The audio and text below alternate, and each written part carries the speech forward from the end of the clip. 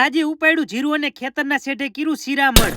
આજે વેલા 5 વાગે કીરું બુલેટ ચાલુ એટલે ભેહું દોવાનું ચાલુ હતું. પછી બુલેટ લઈને નીકળી ગયો નેहरू વીન તો ફાઇનલ પોગી ગયો મગાલાલની વાડીએ. ઘર અંદર ગીરો તા મગાલાલ એપલ નો ધૂસો વટીને હુતેલા. એ મગાલાલ મગુભા ઉભા થાવ લે ભાઈરે કરી ઊભું થાને. મગાલાલ ને પથારીમાં ઊભો કરીને આવી ગયો પીઠાની વાડીએ. પીઠો તો માથે ગોદડું વટીને હુતેલો. પીઠા ઊભો થા. પીઠો કે મારે નથી આવતો. મેં કીધું જા તંબુરામાં. પાછો મગાલાલની વાડી આવી તો મગાલાલ ચાની અડારી ભરીને હબુડકા મારતા હતા. પછી બંને આવી ગયા ગામમાં દુકાનેથી. મગાલાલ લીધા માવાના અંધારામાં લેલદાખોર રસ્તો વીનતા ફાઇનલ બે પોગી ગયા ખેતર અને કરી નાખ્યું ચમકતું પીરું હોનું ઉપાડવાનું ચાલુ. થોડીક જ વારમાં દી ઉગી ગયું એટલે ડોહા બાપાએ જોવા એનકા ઘાટા બીડીના ધુવાણા. આપણે બીડી પીતા નથી, આપણે જીરું ઉપાડવાનું કન્ટિન્યુ ચાલુ રાખ્યું.